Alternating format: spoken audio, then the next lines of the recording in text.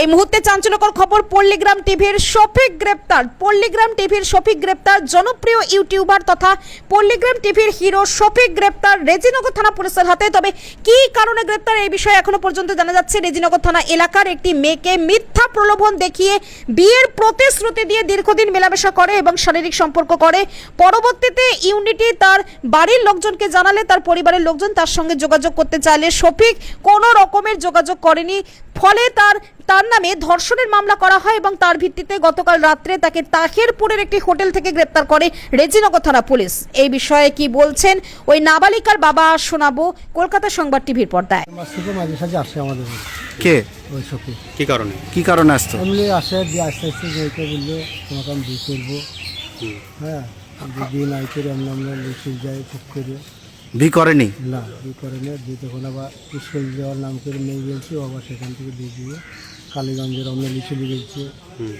দিয়ে বলছে যে আমি বিয়ে করবো, খারাপ লাইনে চলে গেছে।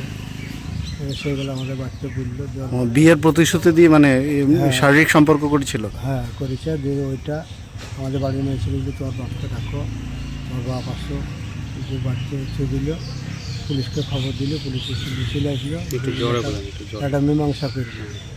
হ্যাঁ, মীমাংসা করি বলে আর কি করলো না। দিয়ে যখন ও আবার চলে গিয়েছিলো বাংলাদেশ, দিয়ে এক সপ্তাহের ভিতরে আমি বাংলাদেশ চলে যাবো। আমাদের কিছু লোক আছে, ওরা বলে দেয় কৃষ্ণনগর বাহাদুরপুর হোটেল ভাড়া করেছিল। ওখান থেকে রাত্রিরে 1টার সময় ধরে এখানে 2:30টার সময় এসেছে পুলিশ। ওর নামে কেস করেছিলেন?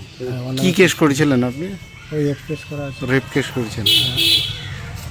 কি মানে ভাওতাবাজি কেস করেছিলেন? হ্যাঁ, ভাওতাবাজি করে রকম কাজ করেছে। মেয়ে হোমে আছে, মেয়ে ট্রিটমেন্ট সব হয়ে গেছে।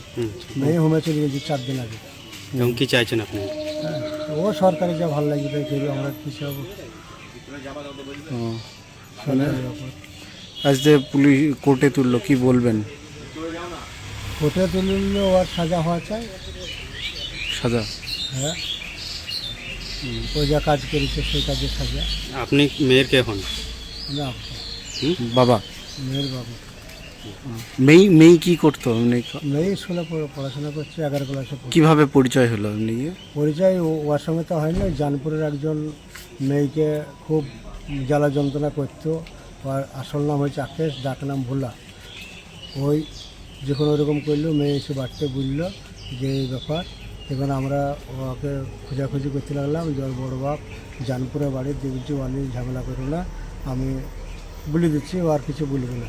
যখন ও বলে দিল তখন ওরা কিছু বললো না। ফাঁকা ফোন কদিন করলো, 2-4 দিন, যে ও ঠিক হয়ে গেল। তারপরে শফিককে ফোন নাম্বারটা দেয়। কে দেয়? বাড়ি ওই ভোলা। যে শফিক তখন যোগাযোগ করে আমার মেয়ের সাথে এরকম কাজ করলো। দিয়ে হাইলাইট করে দিল, একটা চুমা দিয়েছে, এমনভাবে দিয়েছে একবারে ভারতে ঘুরে বেড়াইছে 11 মেয়ের সাথে, যেন ইয়ার বিয়ে না হয়। কিন্তু ভোলা এটা করাইছে, শফিককে দিয়ে খেলাইছে যে মেয়েটা যেন। মেন ঘটনা হয়েছে ওই ভোলার। যে ভোলা খেলাইছে ওই ইকে দিয়ে, আপনার শফিকের দিয়ে। শফিক অ্যারেস্ট হয়েছে না ভোলা হয়েছে? হ্যাঁ, আর 2 জনাতে ওই শফিক আর হয়েছিল। এবার শফিক বলছে ওসব বাদ দে বা ছেড়ে দে। এই শফিককে বলছে যে তোরা তুই পালিয়েছ। ভোলাও অ্যারেস্ট হয়েছে? হ্যাঁ, ভোলাও অ্যারেস্ট হয়েছে। একই কেসে না?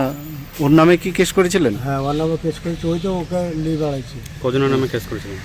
3 জনের নামে। রবিউল বলে আছে পালসন্ডা বাড়ি, সে তাকে পাইলে সে পালিয়ে গেছে। সে তো আমাদের সাথে ঝামেলা করার চেষ্টা করেছিল। সে আমাদের সঙ্গে বিশাল ঝামেলা করার চেষ্টা করেছিল। আমরা ঝামেলা করলে একটু অন্যরকম হবে বলে এরকম ব্যাপার। কতদিন আগে কেস করেছিলেন? আমরা কেস করেছিলাম মনে হয় 4 দিন আগে।